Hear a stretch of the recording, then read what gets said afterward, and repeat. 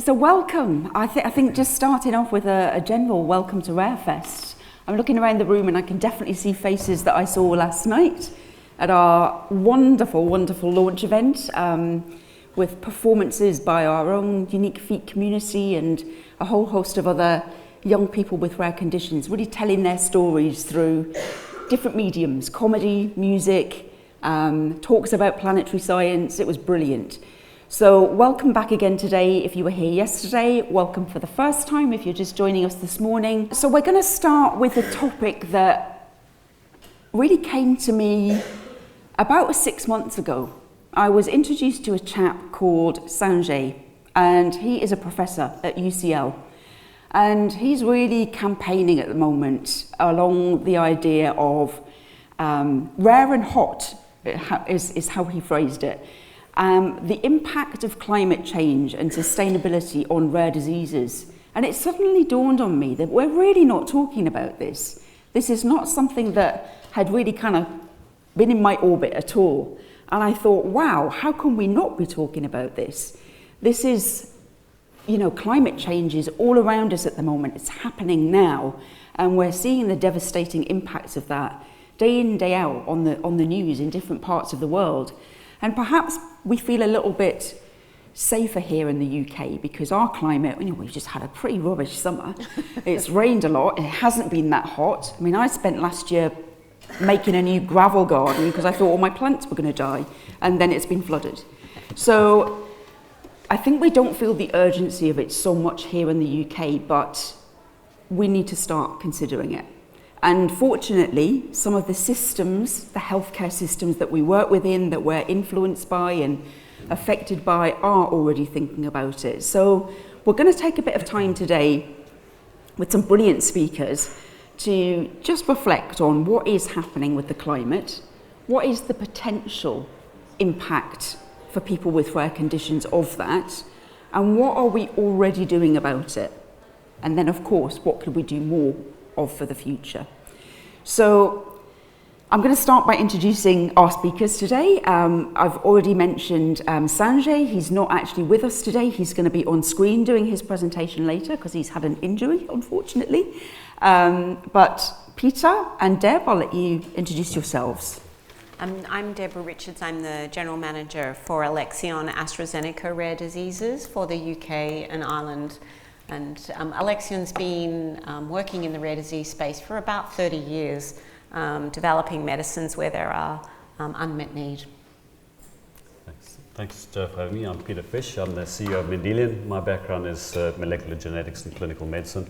I've been working in the rare disease space for about 20 years on and off, but have been involved in the Mendelian team for about 8 years. And we're going to have some really interesting conversations here about the healthcare industry, about the drug development industry, about the glitches in the system that we all know about with rare diseases, how slow it is to get a diagnosis, how messy the coordination of care can be, and is that impacting somehow on climate change, and what can we do to move it forward? So we're going to begin with a little pre-record which Sanjay has done for us. And he's going to set the scene about climate change and some of the impacts that it's already having. So let's just tune into Sanjay first. Thank you very much. I'd like to thank the organisers for inviting me to open this discussion about rare diseases, climate change and sustainability. I'm a clinical academic neurologist working at UCL, and I've become interested in this because of the direct impacts I've seen regarding climate change for the people that I see in clinic with a variety of rare diseases that are neurological in origin. Climate change is happening now. This is a video that one of my research fellows took when she went back to her native country, Greece, on what she thought was a holiday, and what ended up actually being a rescue mission for her neighbours, in a place where she had played as a child.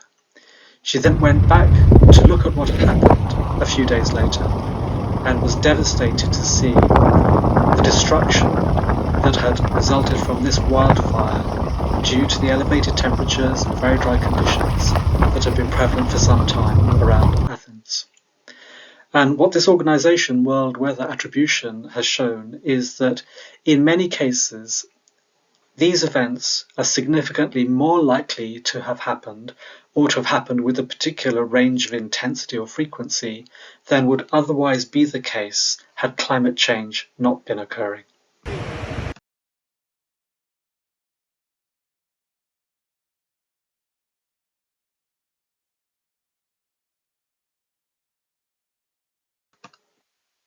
And what we see in these images taken from the BBC is that records are being broken all the time. On the right-hand side, you can see how temperatures, global average temperatures, have been rising for decades now compared with the pre-industrial era. And 2024 is already set to be the hottest recorded year for temperatures ever, beating the previous hottest year, which is 2023. The image on the left shows some data from 2023, and what you see here is a graphic in which the darker the colour, the more recently a temperature record was broken. You can see there was a run of temperature records and other climatic records being broken for the latter half of 2023. What this is telling us is that the temperature and other climatic events are accelerating in the changes that we're seeing, with potentially therefore greater impacts. And as an example, this is an image of selected significant climate anomalies and events from 2023. You can see that across the world there were unusual climatic events. For example, floods in Libya, heat waves in different parts of the world, and a variety of other impacts related to the progression of climate change. And as you can imagine, all of this will have an effect on human health.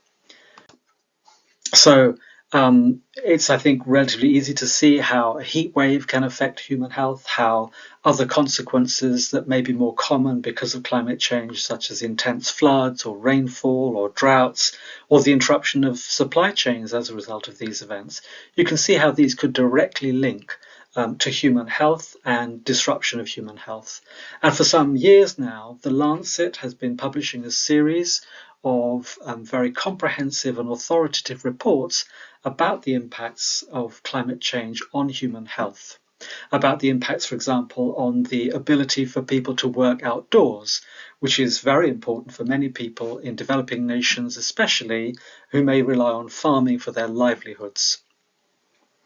We also looked at the potential impacts of climate change that we're already seeing and may anticipate with respect specifically to neurological diseases, and found that there is considerable evidence for many neurological diseases of a current and future impact of the progression of climate change.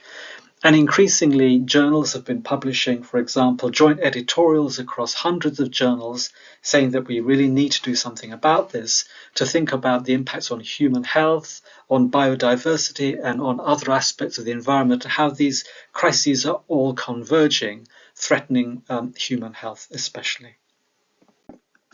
What about rare diseases? How specifically might this be relevant for rare diseases?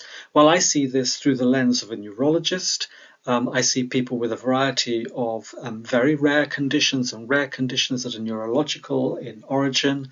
And here you see an image of a group of people involved who are affected by a rare disease, Dravet syndrome. This is a very rare, severe epilepsy about which we know a fair amount. And we already know that fevers, for example, are likely to precipitate seizures in people with this condition. But we also have reports from people with lived experience that during heat waves, there are more likely to be seizures. During heat waves, other aspects of the condition are also likely to deteriorate. For example, lethargy or lack of appetite and lack of thirst. And here are some quotes from people directly affected. So in the hot weather, her body temperature climbs. She then has a tonic-clonic seizure, which is a convulsive seizure, which 9 out of 10 times leads to status epilepticus, where people have seizure after seizure after seizure, which is a life-threatening medical emergency. And in her case, that would often result in respiratory arrest.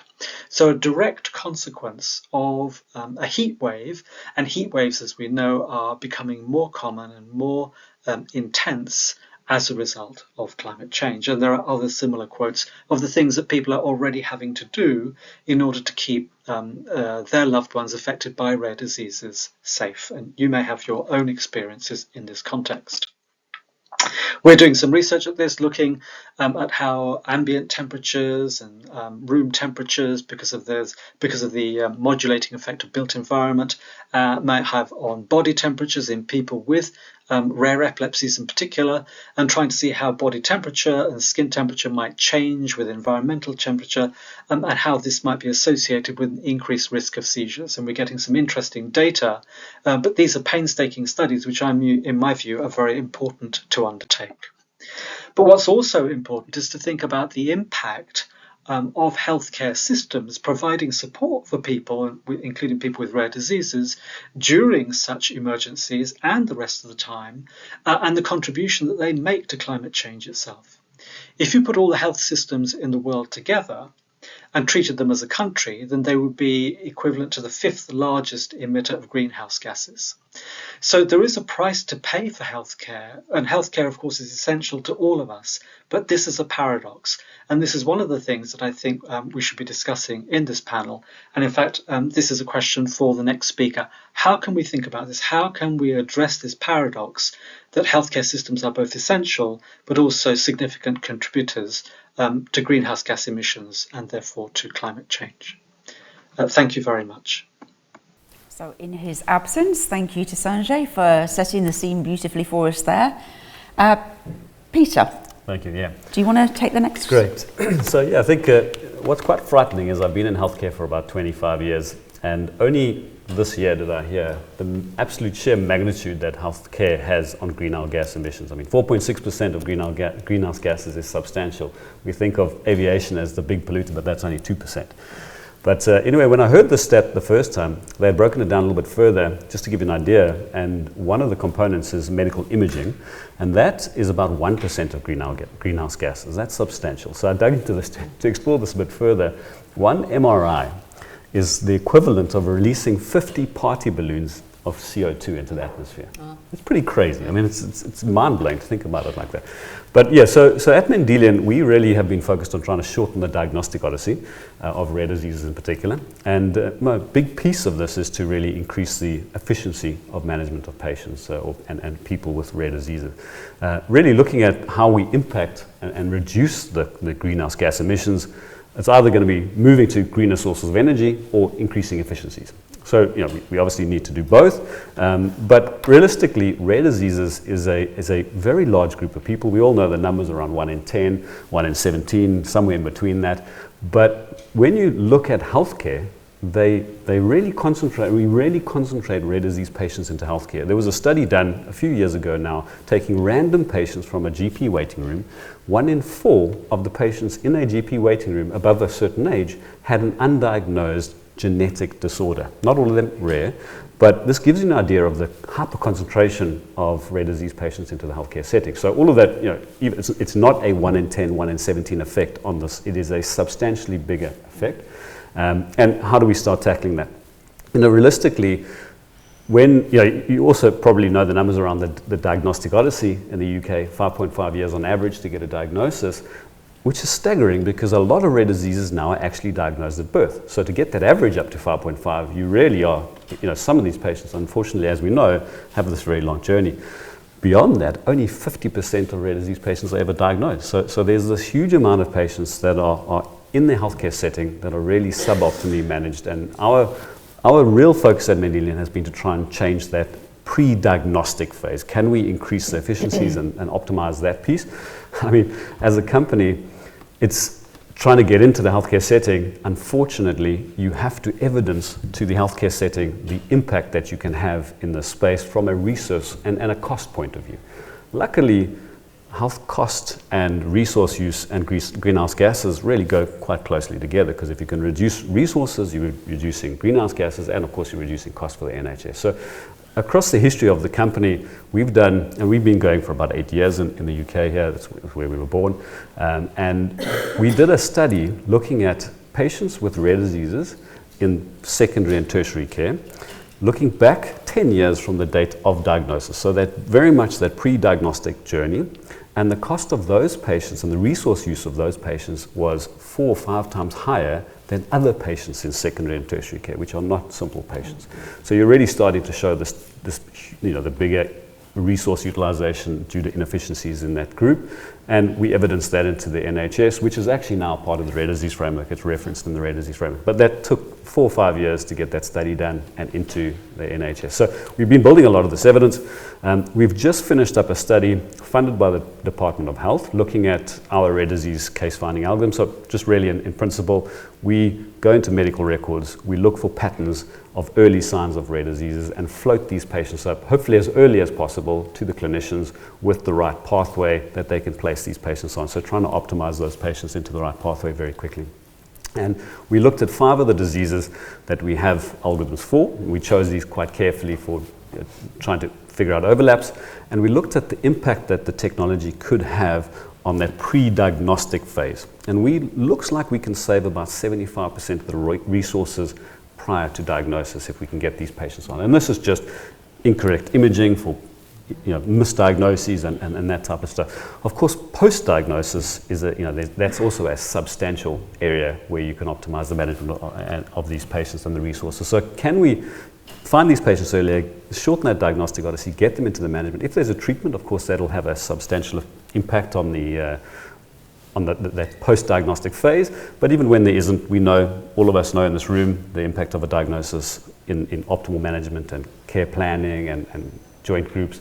A big indication that we often use in the place where there's no treatment is cancer predisposition. Many rare diseases which you wouldn't even associate with cancer have predisposed patients to cancer in a substantial way. So can you screen these patients earlier, find them earlier, and offset some of these resources that are going to happen down the line? So this is a very cold and hot way maybe to look at these patients and the rare disease space, but it's often the way that we've had to evidence. So we have generated a lot of this, and we think very, very much about how we impact the resource use of these things. So as I said, once you find these patients and you can get them onto treatment, hopefully you can really shift that. But of course, generating treatments and all of these things is where Deb's come in. So I'm going to hand over to you in that case. That's absolutely true, and I think Sanjay sort of touched on it, you did too, Peter, that if we look at healthcare systems, it's about 4 or 5% of carbon emissions are coming from healthcare systems, and NHS estimates 4% here in the UK. And about 70% of that comes from hospitals and hospital settings, including things like MRI scans and various other really energy intense services, tests, all through that diagnosis pathway. Medicines make up, depending on which study you want to kind of look at, somewhere between 12 and 20% of the carbon emissions in the hospital, healthcare, clinical setting is really coming from medicines.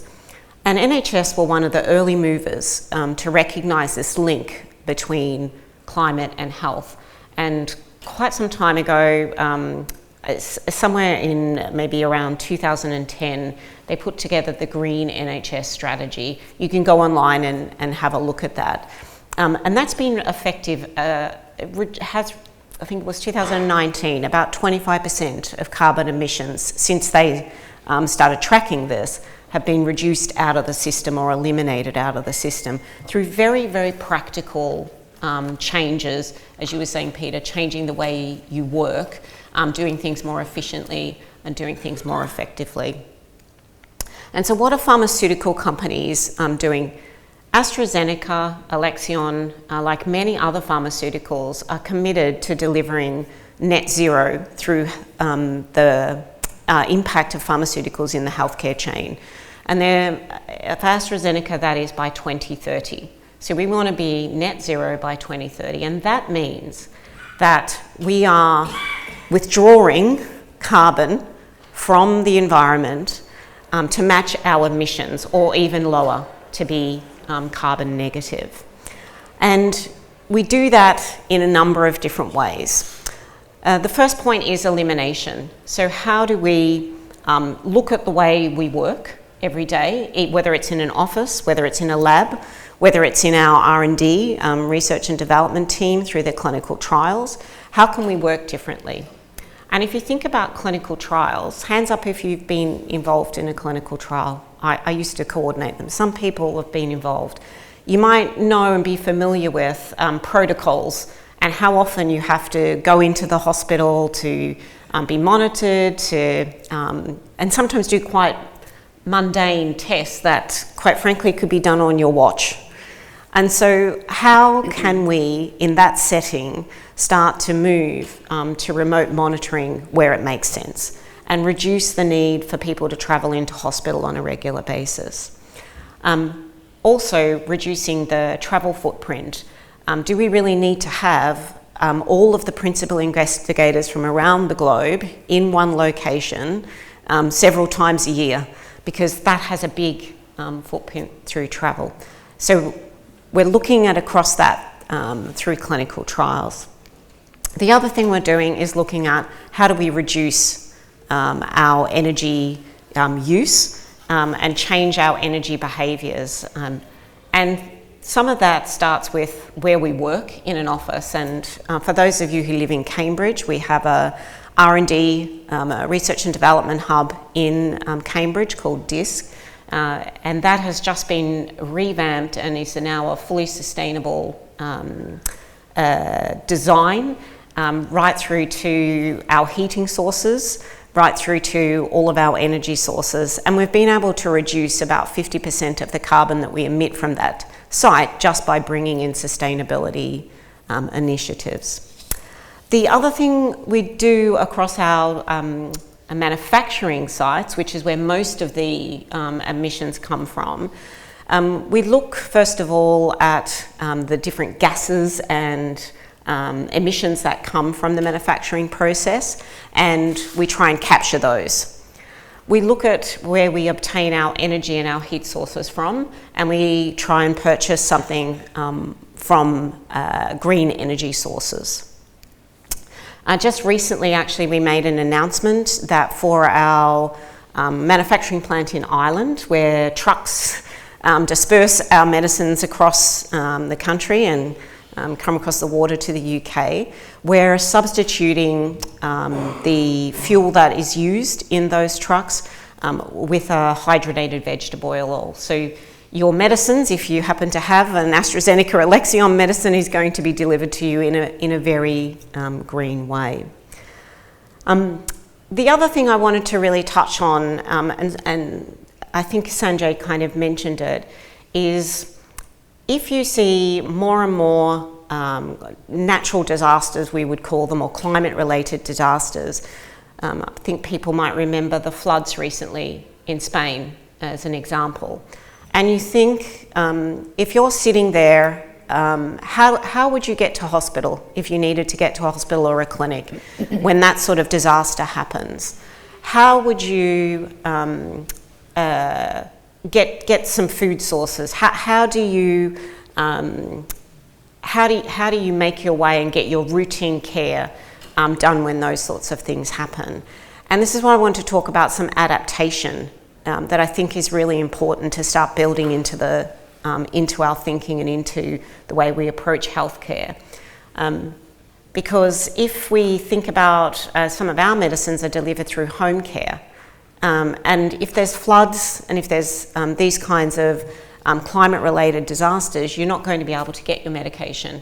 And so how do we actually factor that in, start thinking about it? Now, some trusts and some governments and local governments are thinking about it, and so you could actually have a look on your local government website and check what are the adaptations for healthcare, and maybe start that conversation with your local MP. What are they doing? How can you be assured that you're going to be able to continue to receive the care that you need or your loved ones need if we're going to see increasing climate-related impacts here. Fight for green spaces is the other thing. As Sanjay pointed out, temperatures are rising, and as much as our best efforts are trying to keep that temperature rise at the 1.5 degrees, it's probably going to go over. We're already at that point now. And so how can you really fight for more green spaces in your community to try and keep the temperature cool? Because all of us know that we just do not sleep well when it is hot. And so if you are already impacted in some way, maybe through fatigue, you don't sleep as well, it's a very common side effect associated with many rare diseases. How does that work for you? The other thing where I think we can really have an impact is through the rare disease framework. There is not one mention of climate change in the rare disease framework. And that is something that all of us play a role in, and all of us can actually start putting forward. And to your point, Peter, a lot of what you're doing is very much in the rare disease framework and the rare disease action plan. But the climate benefit of doing those things is actually not documented and not recognised. In the Lancet articles, they're free online, you can Google that and have a look. Rare diseases isn't mentioned. And so therein lies another thing that we can start doing, talking to your healthcare professionals. Many of them are researchers, many of them publish. Get them to think about, as they're publishing their papers, where does climate change actually fit? What is the impact of climate on this particular rare disease that they might be studying? So we can start to really raise this issue and get some adaptations and start to reduce the impact that we're having to improve health outcomes. Thank you. I just want to mention one thing which, when I was talking to patient organisations about this topic, something that came up often was that it feels too far away. You know, we want to deal with the here and now. We've got children who are suffering today, have life-changing conditions, potentially even life-limiting conditions, and what we want to do is look at the solutions for them, you know, to get medicines for them, to get a diagnosis earlier and so on. And that concept of dealing with something so far in the future seemed too remote. Yeah. So I'm just interested to hear from the audience, really. I mean, our feeling about it, I think we would agree, is that we have to do both. That it's not a one or the other, that it's a two-way solution.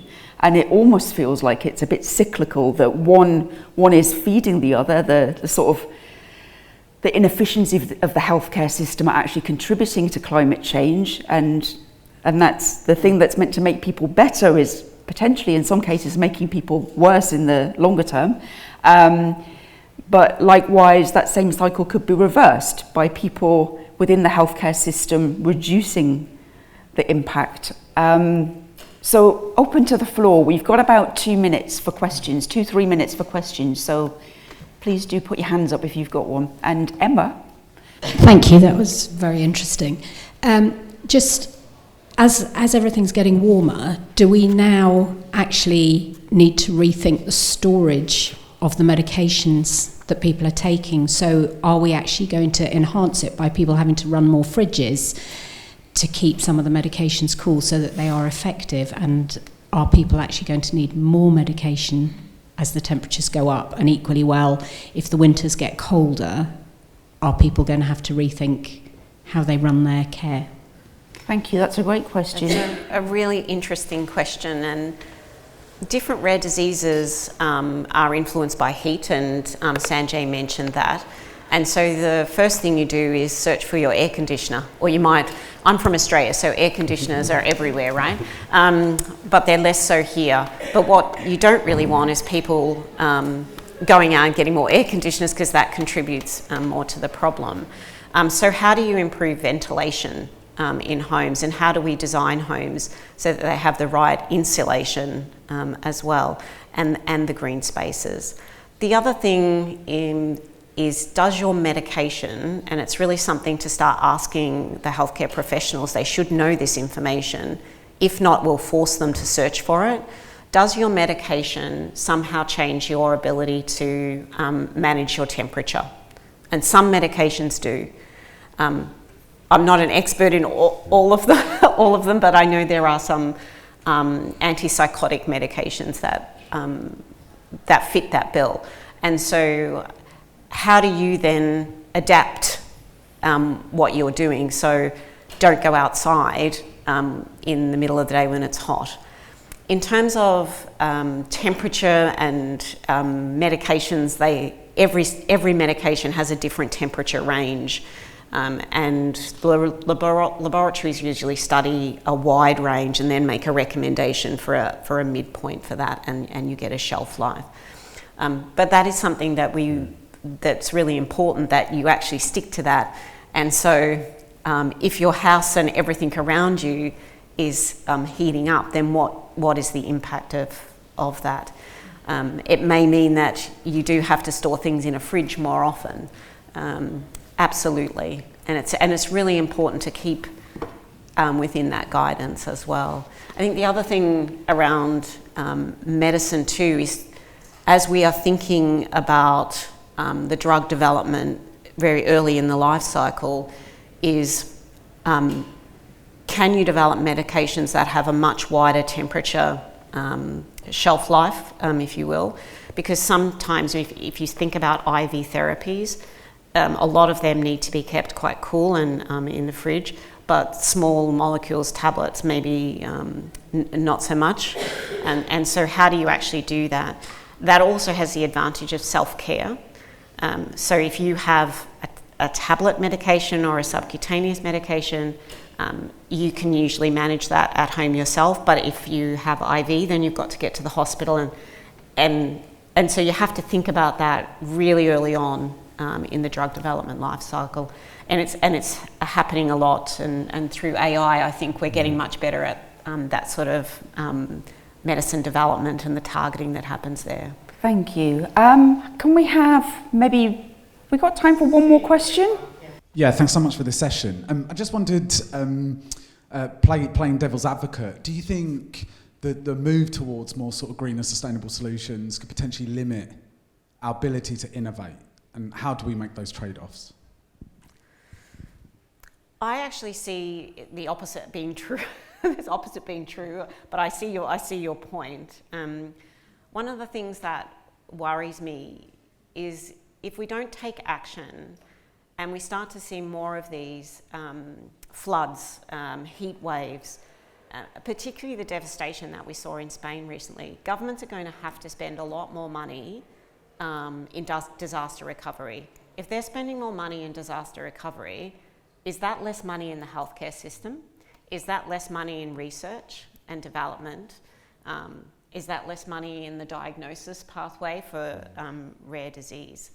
So I think if we can take the action there, we might be saving something. And as Joe said, I think you got to do both. You can't have one or the other here. Yeah, I would say that any change is often disruptive and can reduce your focus, because you have to pay attention to things that you're dedicating resources internally to looking at the greenhouse gas emissions instead of potentially looking at the innovation within the space. So it does challenge you maybe in the short term, but then sometimes you have to think about that long term, and coming back to what you said. But I think just quickly one last point that I want to tie up, because we haven't touched on this very deeply, is and coming back maybe to your question even more specifically, if you're taking medication at home, most of us who have medication at home know that from the NHS, you get to a point in your month when you've got 1 week's worth of supply, and then your prescription comes through and it might get posted to you or whatever it is. As we go into this new world it's much more disruptive, the supply and movement of medication is going to potentially be tricky. If you have some flooding, or you have things that we know in this country, if it snows, the trains don't run, that type of thing stops the ability to move these things around. So I think we have to move, and we saw this from COVID, this just-in-time delivery fails, and we started to stock things. And we know, I know that I do try and get some of my medication ahead, so I've got 2 or 3 months there. So we're also having to do more and more of that, and that has a cost, because you've got shelf life issues, you've got all those things that are enhancing. So we're failing on that side as well. We need to think carefully about how we tackle that. Maybe think about innovation as something that can be climate neutral or carbon negative as well. I think the more efficiencies we build into the system, as you were saying, Peter, if we can get thinking about rare diseases, if we get to a diagnosis much sooner, that's saving the NHS money. Can that money then be in innovation? Can it then work further in the system to improve the outcomes that way? Yeah. I mean, I think ultimately I do hope that almost being forced by the climate situation to be more innovative and thoughtful about processes and reducing inefficiency will have a knock-on positive effect for people with rare conditions. If we're being forced through the NHS to reduce inefficiency and to cut back on our emissions, perhaps that forces companies and organisations into a situation where they're having to rethink and use more technology, and that in itself might lend itself to people being diagnosed quicker, more accurately. It might lend itself to treatments being offered at home instead of in a healthcare setting, and so on. So let's hope that the two things can actually work together for the benefit of our community. I think that's what we're all hoping for. So thank you all for joining us, and thank you to our speakers.